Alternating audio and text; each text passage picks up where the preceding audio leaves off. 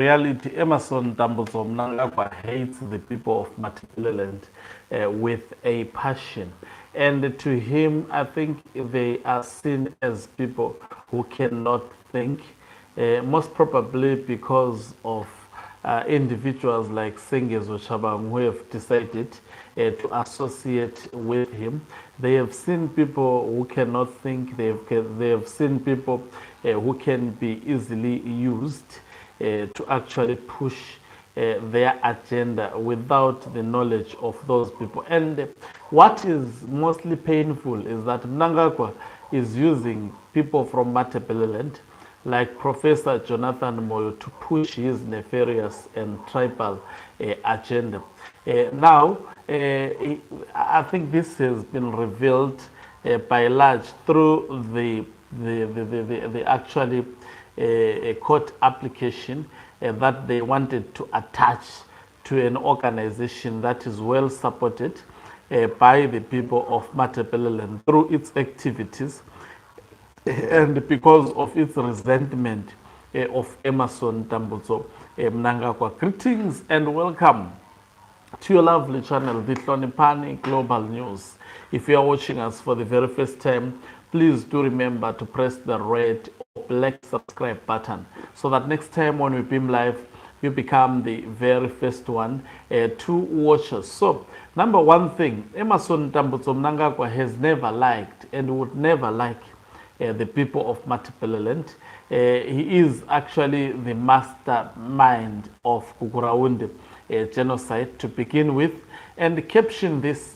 The organization which he attempted to hijack, like Ipechu Ligazulu, it is an organization which was formed to specifically do advocacy, to conscientize the people of Matebeleland about the atrocities that were done by the Emerson Dambuzo Mnangagwa as well as Robert Gabriel Mugabe government, because it's just one and the same thing.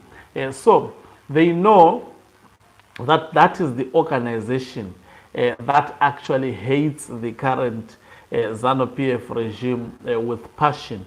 And it is an organization which has been fighting, exposing what Mnangagwa did in Palagwe and all other areas in Matebeleland during the Kukuraunde genocide, something that he has refused numerous times, including Robert Gabriel Mugabe, to just apologize before we start actually a program of action of addressing this.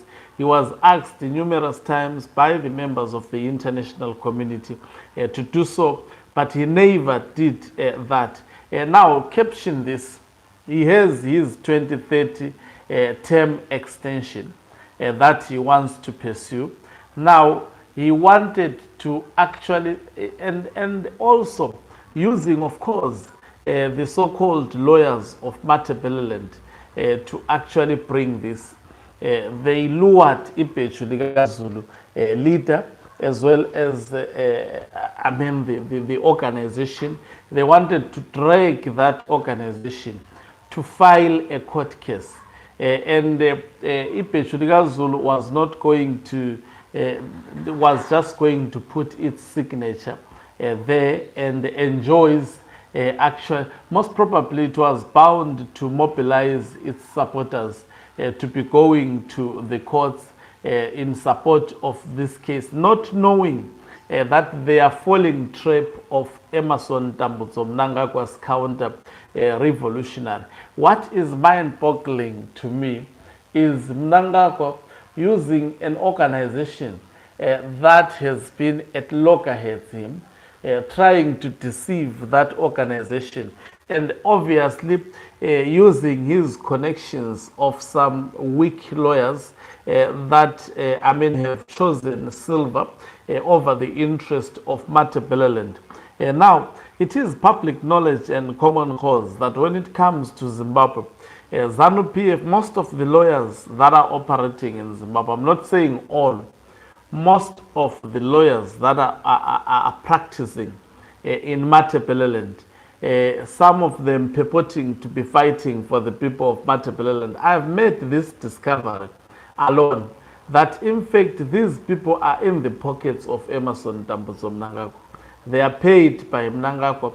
Most of them, they are pretending to be fighting for the people of Matebeleland, to be fighting for the interest of the people of Matebeleland. At night, they are dining with the ZANU-PF regime and plotting on how to continue keep the people of Matebeleland suppressed. So yesterday, hearing about Ipe because I've attended some activities of Ipe Zulu, I know their passion in terms of hating what Emerson Mnangagwa has been doing.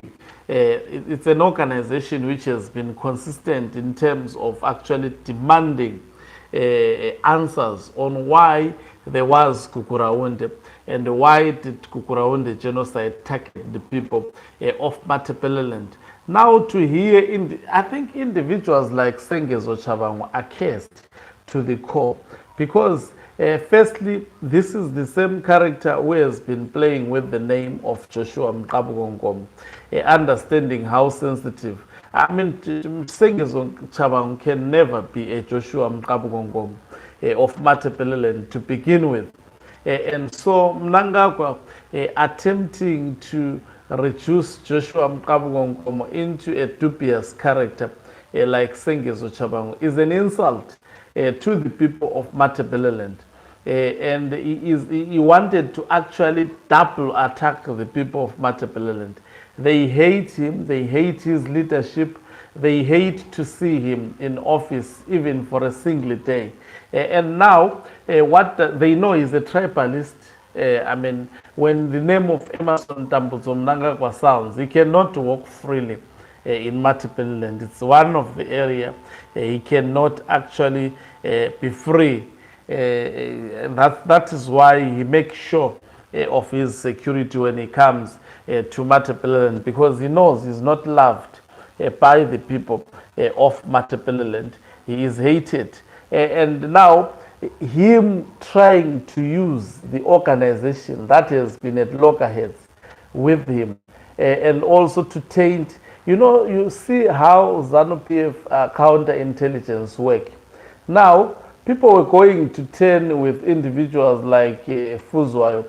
They were going already to actually hate these individuals. And this individual did not know that he was actually robbed into supporting Professor Jonathan Moyo as well as Sengezo Chabangu schemes. He didn't know, because to him, I'm sure they might have been brought it as a genuine cause of saying, no, we want to stop Mnangagwa from extending his term of office, and we want to use your organization. It's a repute. They might have spoken good language with him to persuade him. Thank God, because the other faction, I think the faction of retired General Chwenga, as I keep on saying, has a strong also intelligence system which is able to detect all moves of Emerson Mnangagwa. They think they are winning. I can attest to you, they are not winning at all. Chwenga appears to be having his eyes everywhere, detecting each and every move that is being made by Emerson Mnangagwa. And I'm sure, and also this continues to divide them. That's why you have seen individuals like Themba Mliso pointing fingers at one of the allies of Emerson Mnangagwa.